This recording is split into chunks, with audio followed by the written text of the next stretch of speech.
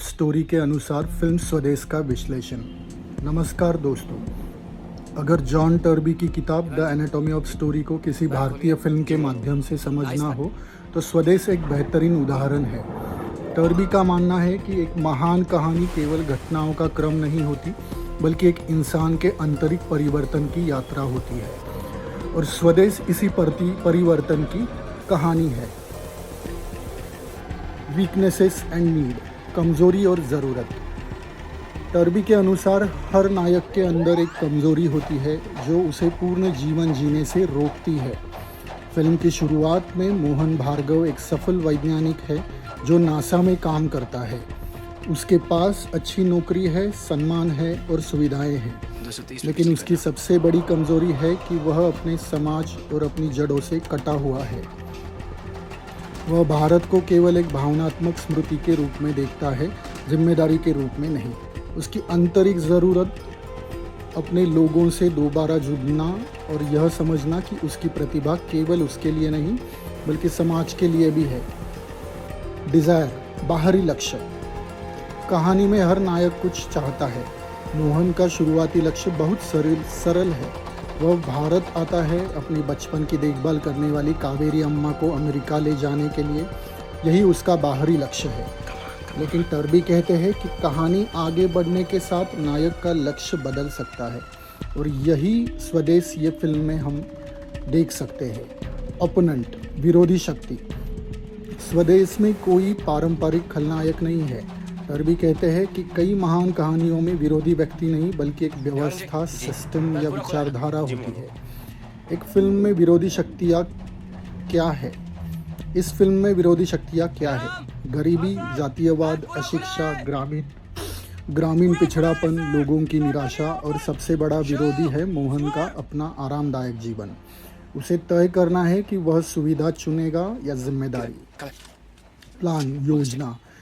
जैसे जैसे मोहन गांव की समस्याएं समझाता है, वह समाधान खोजने लगता है। वह लोगों से बातचीत करता है, स्कूल की समस्याएं समझता है, बिजली की कमी देखता है, फिर वह एक छोटी जल विद्युत परियोजना बनाने की योजना बनाता है। यही से कहानी व्यक्तिगत यात्रा से सामाजिक यात्रा बन जाती है। बैटल, निर्णायक संघर्ष। टर्बी के अनुसार हर कहानी में एक निर्णायक संघर्ष होता है। स्वदेश में यह संघर्ष तलवारों या गोलियों का नहीं है, यह विचारों का संघर्ष है। मोहन को यह तय करना है क्या वह वापस नासा जाएगा या भारत में रहकर बदलाव लाने की कोशिश करेगा। यह संघर्ष उसके अंदर चल रहा है। एक तरफ करियर है, दूसरी तरफ कर्तव्य। Self revelation. टर्बी कहते हैं कि यही कहानी का सबसे महत्वपूर्ण क्षण होता है। नायक अपने बारे में गहरा सच समझता है। मोहन को एहसास होता है कि उसकी असली पहचान केवल नासा का वैज्ञानिक होना नहीं है। वह समझता है कि उसकी शिक्षा और प्रतिभा का उद्देश्य केवल व्यक्तिगत सफलता नहीं है। उसका असली उद्देश्य समाज में बदलाव लाना है। यही उसका आत्मबोध है, और यही फिल्म का भावनात्मक केंद्र है। मॉरल डिसीजन, नैतिक निर्णय। टर्बी के अनुसार आत्मबोध के बाद नायक को एक नैतिक निर्णय लेना पड़ता है। मोहन का निर्णय है कि वह अमेरिका की सुरक्षित और सफल जिंदगी छोड़कर भारत लौटेगा। यह निर्णय केवल उसके जीवन को नहीं बदलता है, यह उसके मूल्यों को भी परिभाषित करता है। न्यू इक्विलिब्रियम, नई दुनिया। कहानी के अंत में एक नई व्यवस्था बनती है। मोहन अब वही व्यक्ति नहीं है जो फिल्म की शुरुआत में था। उसका दृष्टिकोण बदल चुका है, उसकी प्राथमिकताएं बदल चुकी है, और उसकी पहचान बदल चुकी है। वह एक सफल वैज्ञानिक से आगे बढ़कर समाज के प्रति एक जिम्मेदार नागरिक बन चुका है।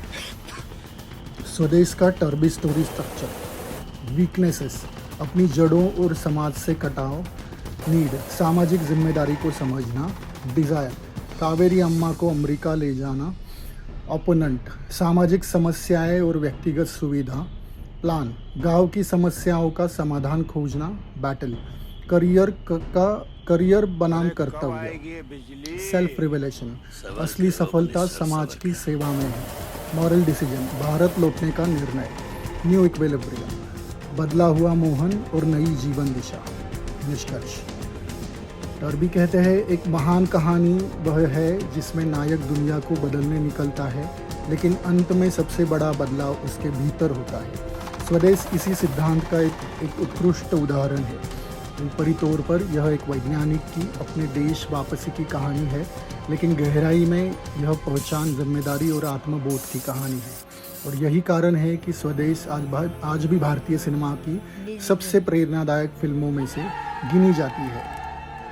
स्वदेश ये एनाटॉमी ऑफ स्टोरी टर्बी की जो किताब है उससे करेक्ट आप समझ सकते हैं। आप अगर एनाटॉमी ऑफ स्टोरी ये किताब की बुक समरी सुनेंगे या ये किताब पढ़ेंगे तो आपको स्वदेश एनालिसिस करने में आसानी जाएंगी।